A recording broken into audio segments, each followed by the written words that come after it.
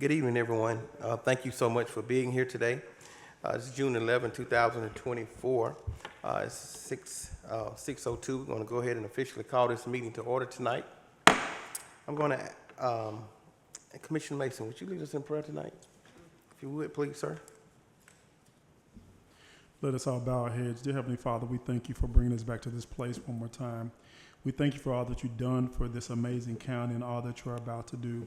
God, we ask that as we move forward in doing the business of the county, God, that you would go with us, be with us. God, give us clarity in our minds, God.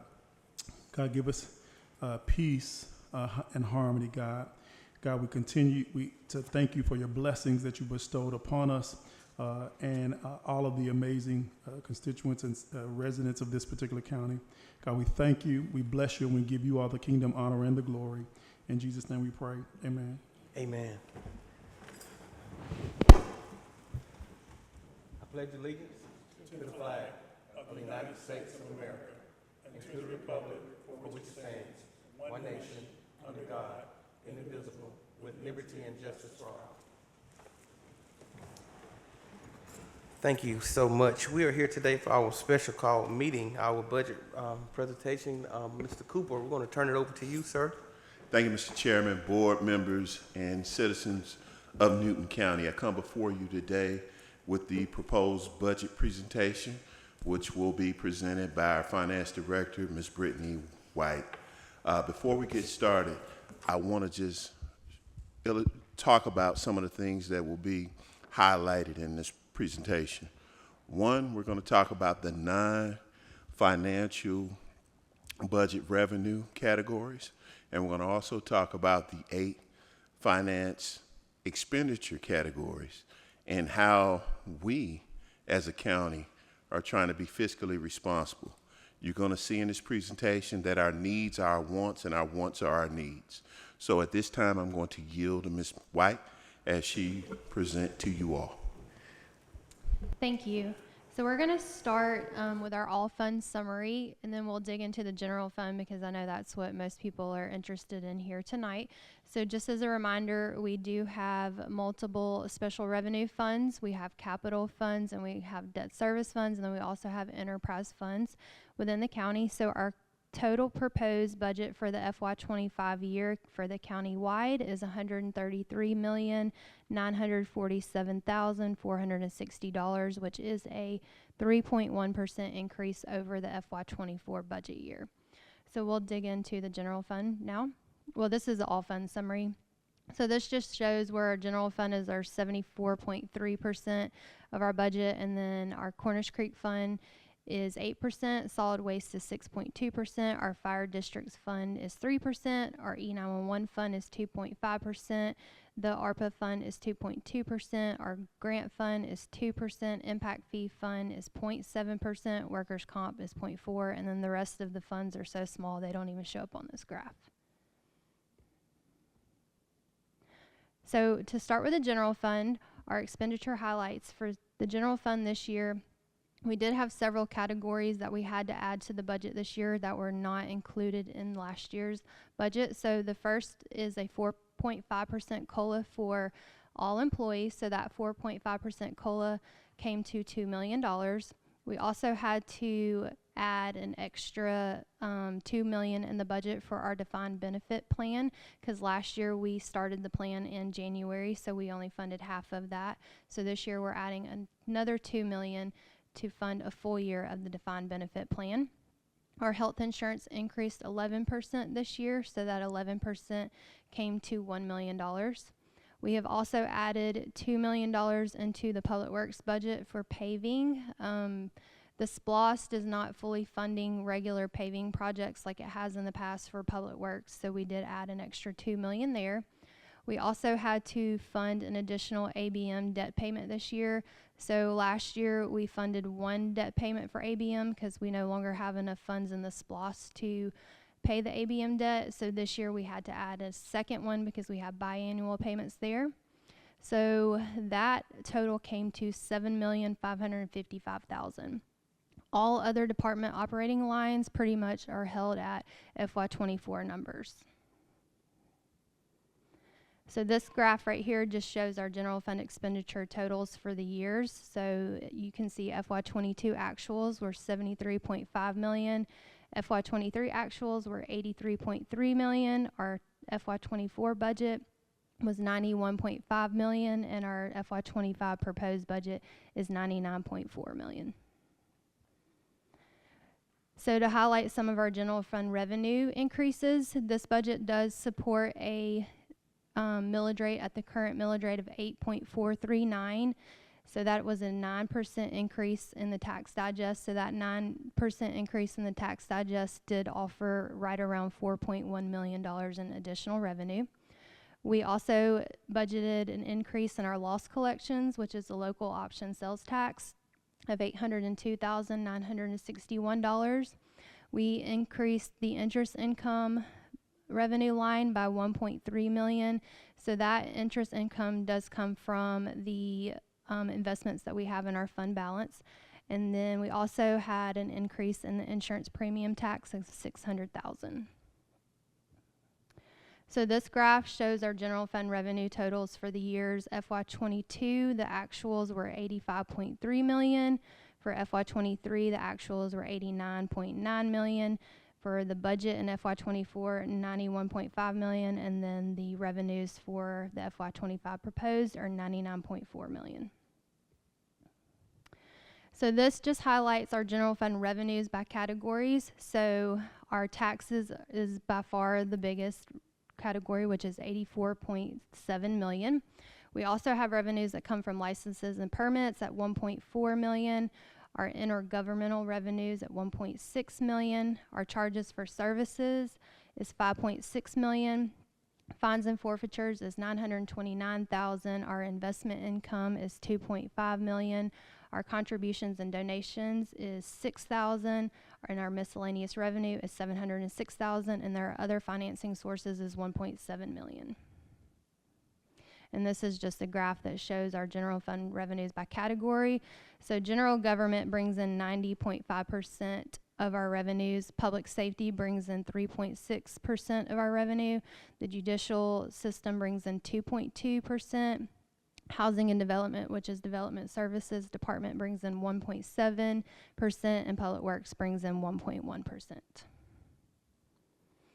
So our general fund expenditures by category, our largest expenditure is obviously personnel. So our personnel makes up 66.5 million of our budget. Our purchasing and contracted services is the next largest, which is 17.5 million. Supplies is 10.1 million. There's no capital outlay in the budget this year, so that is zero. Our interfund and departmental charges is a negative $295,000. Our other cost is $2.2 million. Debt service is $1.1 million, and our other financing uses is $2.1 million. So this is just the breakdown of a graph of the numbers that I just went over in the slide before this. And our general fund expenditures by function, so public safety is our largest expenditure at 52%. Our general government is the next largest at 7.8%, followed by the judicial system, which is 9.5%. Public works is 8.8%. Other financing uses is 4.1%. Recreation is 3%. Housing and development is 2.2%. Health and welfare is 1.5%, and debt service is 1.1%. And this is the breakdown of our general fund by department. So overall, the budget for this year is $7.8 million over what last year was. And as we talked about earlier, the numbers we talked about in the first slide was $7,555,000. So that's where a majority of the increase comes from, which is a 9% increase over last year. And this is just a graph that shows our 10-year millage rate history and the levy of the taxes by the millage rate. So you can see from 2015 to current. And like I said, this budget does hold steady at an 8.439 millage rate. So the next steps after this budget meeting will be a public hearing that will be held on June 18th at 6:30, and then a special called meeting on June 25th at 6 o'clock for the budget adoption. And that is the end of the presentation, and we'll be happy to take any questions. Thank you, Brittany and Ms. Cooper. Any questions, commissioners? Commissioner Sanders? Thank you so much. I have a couple of, probably like 4 questions. The first question I have, the residents have been really contacting us about, well, me, about the increase in the hang tags through solid waste, which is 100, went from like 130 or 150 last year to 180. So with that being increased and they're receiving more revenue, has there been a decrease in the amount that we're giving to solid waste? And that question was asked by residents. So just as a reminder, the only amount of money the general fund transfers to solid waste is the amount that is equivalent to the debt service piece that was tied back to the land settlement. This year is $648,000, which ties back to the piece of the $10 million settlement. And what is the remaining of the settlement? Let me get that pulled up.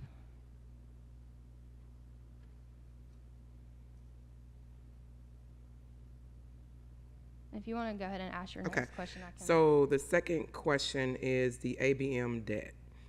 There's been discussion since I came on board in 2021 about that contract because they have not been doing anything for us and we're constantly paying them. So it kind of went dormant. We never discussed the ABM contract or went back to it because we're paying them $500,000 every year and they're not providing any services to us. So that's taxpayers' dollars going to something that's not even benefiting the county. So I would love to understand from the board, where will we going from that? I know we talked about breach of contract. I don't know if Patrick got back with us on that. That was one of the discussions that were asked. I think Commissioner Cowell may have asked that question about breaching the contract and just moving forward with it. But this is a debt that we're paying and they're not even providing a service to the county, and the taxpayers are paying $550,000 with no services being provided to us. That's taxpayers' dollars. So I would love to know, maybe Patrick can answer us where we are with this and why we're still paying them $500,000 and they're not providing a service to us. I don't know who can answer that question. I'll kind of speak just on the debt service piece, since I think it was originally a contract and then we rolled it into a bank loan. So that would be my concern, is obviously we want to fund that because we don't want to stop paying our debt service, just like you wouldn't want to stop paying your car payment or your mortgage. So that's why it is continuously built into the budget. Yeah. But as far as the contract piece and being dissatisfied with the services, I think that would be a board decision. Well, and I get what you're saying about please don't think this is being sarcastic because you made the example. The difference between a car payment and the mortgage, you're actually living in the house and you actually have the car. We don't have a service. They're not providing any service to us. So we're paying this amount and they're supposed to be fixing certain things, doing certain things, and nothing. We're getting nothing. We're paying $500,000 for nothing. So, and that's what was told to me when I came on this board, and that was a huge discussion. So maybe that Patrick legally can tell us, or how can we as the county and legal go to them and possibly sue them for not providing a service to the county. Yes, so it's been a little while since I looked at that, but the short version of it is, and Brittany's right, we converted that service contract into a lease, basically a lease purchase is how it was drawn up. So our debt service is that we pay, and I don't know that we classified as debt service, but it really is debt service. We owe the money to our lender. Now, is there a claim that could be brought directly against ABM? As I sit here right now, we did look into that. I don't recall as I'm sitting here what the answer was, but the debt contract is one that we are, for lack of a better word, stuck with. So I'll certainly pull that back up, and I'll get a report to you before the next. Okay. So my question in regards to that. So with us paying this, we are paying this because they were providing a service to us. Assurance companies will be providing a service. Am I correct, or am I wrong? Patrick, can you explain that the service has already been provided? Yeah, I mean, we're paying for it now. So, and that's the reason it is structured the way it is structured. Their service was upfront, and we're now paying for the results of that. What was the is service? What was the service they provided? It was upgrading the whole, I mean, it was a massive number of upgrades. I couldn't list them for you if I had to, but, I think the main was HVAC and the Yeah. lighting. Oh, now, 'cause I remember. were there issues with those? I'm sure Yeah. we are having issues That's with why I'm those. bringing it up, because I know So, they but were. the way we are, the ABM allocation on your budget Okay, is paying for the end product that we received. We are basically, we converted that into a lease purchase, which is the way we borrow money if we don't do a geodebt. So, is there a claim that could be brought? We looked at that, and the fact that we haven't taken action on it would tell me that my opinion on that was probably not, but we'll look back at it and see, and I'll get you a better okay. answer. Thank you so much. And were there any new positions proposed from various departments, and what were they? There were positions requested, but there are no new positions in this In this proposed budget. Okay, thank you. And That's all. I've pulled up the solid waste question that you asked for how much. So the general fund is obligated to pay the solid waste debt for the settlement up through FY '27, and it's roughly right around $645,000 a year. 27. Okay, thank you. Commissioner Mason. Thank you, Mr. Chair. Brittany, when we're talking about the debt charges, I can't remember. Is that debt that we owe, is that supposed to be decreasing over time, or are we adding to that debt so it's going to remain kind of leveled out or the same? When you say debt, do you mean It was- the? It said debt charges. You're talking about the debt service rate? Interfund debt charges. Okay. Oh, that Can you is explain that for me? interfund department charges. So that is actually a Okay. credit, because that is, in the accounting world, there are reimbursement line items that are expenses, but they show as negatives. So that's basically where other departments pay us back for items that the general fund, the services the general fund offers other departments Okay. and funds as well. Okay. Reading is fundamental. I thought I heard you say debt charges, but that's department charges. So that's why I want you to go back. And then my second question is, with our millage rate remaining the same, I know there has been issues in the past where whenever we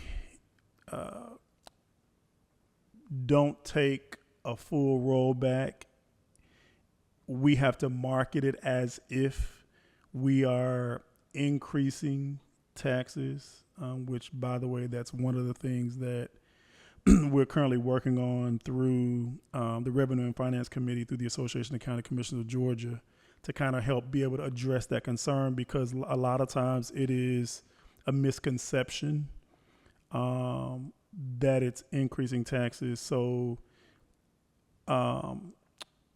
is there going to be a way, since we're keeping it the same and we're not taking a rollback, is there a way that we're going to be able to kind of show and explain where it's not an increase in taxes, even though we may have to? Does that make sense? My Wait. question. There, Because we're not taking a rollback, correct? yeah, and the state does define the rollback as, a certain, you're not levying taxes minus the exemption. I mean, there's like a whole complicated formula It and is. definition that I can't think of Right. off the top of my head So- right now. Right. Commissioner But- Mason, I'm sorry, go ahead. Go ahead. The best way to combat that is just public information. Yeah. So Okay. what the state requires you to do is, if the same millage rate generates more tax revenue, you have to advertise it as a tax increase. Correct. Now, what that means is it's a global taxing. It's like a Right. macro as opposed to a micro. Right. So, you get new growth, and because of all of the various millage rate freezes you have, for the most part, individual taxes don't change. You're not increasing in individual taxes. What you're doing is you've got new revenue generated by new growth and by general increase in value of properties across the county. The state makes you advertise that as a tax increase. So it's really a matter of public messaging. You just want to make sure. Now, the ad we are required by law to run doesn't say that. Right. Right, but that's because the state makes us run that ad. Correct. And it's just going to be a matter of getting word out. Okay, and that's why I wanted to kind of put that out there now, so that we can kind of get ahead of that messaging, because I know that could potentially be something that could potentially haunt the board, because of how it has to be advertised. And so I wanted to kind of make sure that we got out in front of that message versus being reactive to that particular message. So thank you. Thank you, sir. Commissioner Edwards. Thank you, Mr. Chairman. So to give Commissioner Sanders a little more history on ABM, the ABM contract was before my time, but and I believe ill-advised, but the horse was already out of the barn at that point. So it was a build-out upgrade. There was some green upgrades. There were some HVAC upgrades at the Judicial Center, and some. I believe most of the project was at the Sheriff's Department, if I can remember correctly. So it turned out, as it turns out, it was just, in my opinion, not a very good transaction, to be honest with you. So, and we've seen some of the actions we've taken since then to try to recoup some of that money. But that's just to give you a little more history. It wasn't a service per se. It was actually some, I guess you could almost call it capital build out. So, but we're now still having to pay for down the road, like a car. So, but the budget in general, I think it's going to be important that we highlight to our citizens the overages as relative to last year. And those overages total $7.55 million according to Brittany's PowerPoint here. So we have to make sure that our citizens understand that. Now, I'm not going to jump into the millage rate right now, but I can tell you that our citizens, between the increase in their property values and the increase in what they're paying in and I know firsthand of this, right, the insurance premiums. There are many now that have an insurance and tax payment combined that's more than their home loans, their home note. And I've seen that quite a bit in my business. So I've gotten an especially high number of phone calls this year, which I tried to offset it with some Facebook communications in terms of, hey, your property assessments or property or tax estimate goes out with the current millage rate. We don't know what your taxes will be yet because we have not set the millage rate, and we still have not.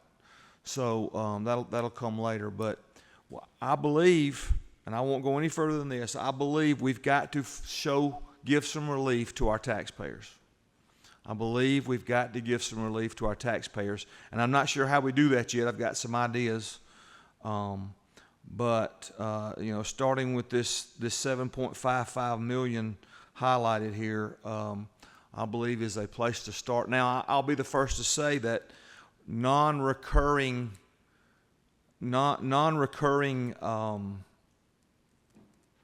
expenses have to be. Our recurring expenses have to be planned out accordingly, right? So you can't take a flash payment in many cases to take care of those. And I'll stop right there for now. But I'm Mr. County Manager, Mr. Cooper. I'm concerned about not, and you've heard me. I've told you this in person, so you're not hearing anything new.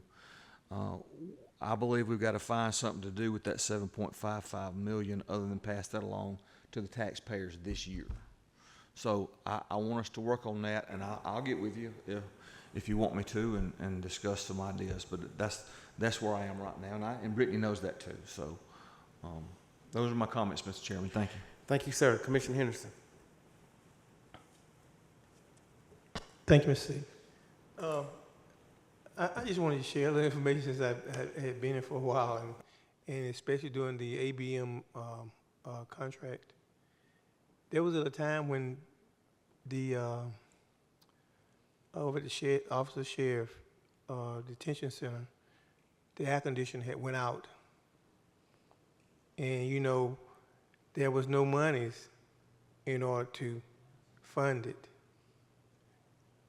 and so we would test with trying to find particular funding, and this when ABM came in and said that they was going to do some upgrades, and that the upgrades they do would save us the same amount of money that we were spending by us not having to spend it because the utility rates or whatever would go down.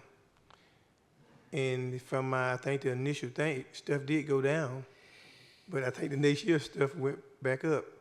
So we hired a consultant. I think if my memory serves me right, Patrick, and he came and said, "You hire me, I'm gonna go and make sure that that the rates went down and we didn't have to pay them." And they found some savings and went back and they saved some money. Am I talking on the right line, Patrick? Yes. Okay. Yeah, y'all hired a sort of an energy use consultant that did an energy audit for the whole county. Yes. So we saved. There was a saving in doing that, and I think the last time we discussed about ABM, I think we did test Patrick with go and find out whether or not we could just cancel whatever we got or do whatever, and bring us back an idea, which I don't think we never got. And so that's kind of where we are at today, from the best of my memory. The next thing I want to talk about taxes and about this saying, roll over, roll back, and it sounds good. And they said, well, we're going to explain to them that they're saving money better that way. But people understand when you get your tax bill, and it's higher this year than it was last year. It was higher last year than it was before. And then we said, well, we just roll it back. It's the same. People don't buy that. They have to see it on their tax bills. And so, and I think until we just able to somehow or another roll it back and show them on their tax bill where it's actually going down instead of going up, I think that's when they'll be feel a little bit better about their taxes. Thank you, Mr. C. Thank you, sir. You had anything, Commissioner Calvin? Go ahead, sir. Yeah, as far as ABM goes, and I've said this from day one, I think we need to breach that contract, and Patrick, get Gerard and Davis to handle that for us. Most things, when you get into court, they settle, and we can get rid of it, and you know that. I think it's been a ripoff from day one. But I wasn't here to vote on it. That was prior board put that in. Now, I understand the logic of why they did that, because at the time, the county didn't have two nickels to rub together. It was broke. And so they were looking at every possible way to come up with some money to try to fix some of these projects and some of these things that had to be fixed on some of our buildings and stuff. But since then, I don't like ABM at all. The only thing I saw them do was change some light bulbs. And they said they worked on air conditioning and changed roofs. I didn't see any of that. But that being said, that's just how I feel about that. As far as where we are with the increase of $7,555,000, it's based on, you got your digest and everything. You got a digest increase of about 9%. The only way I know to effectively change that is to adjust the millage rate. Now, the millage rate now on this budget is holding the same. I think it needs to be lowered. That's the only way I know to give some tax relief back to the people in Newton County. That, I think, is the most effective way to do it, is change the millage rate. So that's my thoughts on it. I think we've actually finally got most of our vacant positions filled. I'm not sure how many the sheriff has left, but a lot of that we've actually been able to fill our deputy status and, of course, our firefighter status. So we're in better shape, I think, now on personnel than we were last couple of years. Anyway, those are just my thoughts. Thank you, sir. Commissioner Edwards. Thank you, Mr. Chairman. One last thing I forgot to mention. Brittany said the increase in our budget is 3%, and that does not keep pace with inflation year over, as best I can tell. Yeah, the 3% is the total countywide budget, and then the general fund was around 8.9, I think, 8.6. But our overall budget was 3%. Yes. Yes. Okay, so and that's attributed to some of the 7.55 million I spoke of earlier, or Brittany brought to our attention earlier. But I think it's important. I know that our department heads have held the line. They have absolutely held the line. And what you see in our increase are things that are just come and due, or things that we have done to enhance employment, recruitment, and retention. Our insurance increases. But I think, while I'm the one screaming lower the millage rate all the time, that we have to keep in mind that the cost of a government doing business has increased. The cost of a business doing business has increased. So we just have to find that balance and look for ways to help out the taxpayer. I can tell you my tax bill, if we hold the millage rate where it is now, will go up much more than 3%. That's the dilemma that we have to talk to our constituents about. That's the scenario we face day in and day out, through email, through text messages, and through phone calls and social media. So all those things in mind. But I just wanted to point out, Mr. Cooper, that your department heads, I know, have held the line, and we appreciate that. Thank you, Mr. Chairman. Commissioner Sanders. Thank you. I was talking to the tax assessors and also others in other counties. And I know we don't like to look at other counties, but I know, and I don't know if county manager, this would be you or working with the tax assessor's office, there was a mention of Walton County and how they actually froze some of their homestead and stuff and so forth to roll back the taxes. And I think Fulton and DeKalb also did it as well. So if we can look at those counties who have done those various things in regards to the taxes, to not make it an increase on their property tax, there's different things that we could do. So Walton is kind of like around the size that we are. I know with Fulton County being a little bit larger, they can do those certain things that we can't. We don't have the population to do what they do. But if we can look at those smaller counties that are near us, that have done those various things to help with the property taxes, that would definitely help us as well. I mean, if they got it right, why don't we just look at what they're doing? Thank you. Thank you all for your feedback. Just to talk about inflation rates, I think it's important that we know in 2023, the inflation rate was on an average at about 4.1%. I think it flattened out at about 3.4%. So to speak to your point, the 3.1% increase, again, our needs are our wants and our wants are our needs. Thank you, sir. Anyone else? Anyone else? Turn it back over to you, sir, for the next steps. So our next steps will be the June 18th public hearing at 6:30 p.m. And then from there, we'll matriculate to the June 25th budget adoption.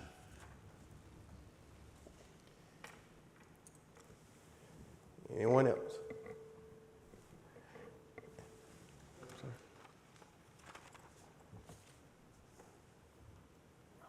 Commissioner Cowan.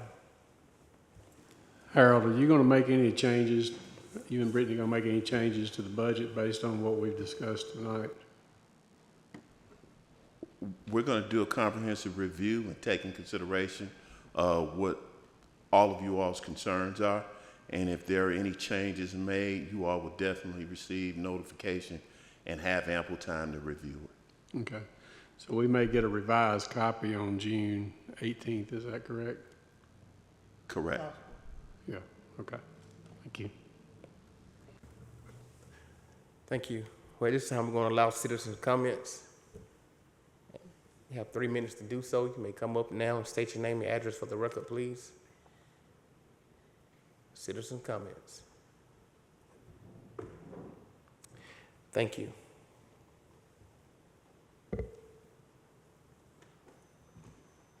That portion of our board meeting is closed. So I'm gonna seek a motion that we adjourn. It's a motion by Commissioner Edwards and second by Commissioner Mason. Any discussion? All in favor? We stand adjourned. Thank you.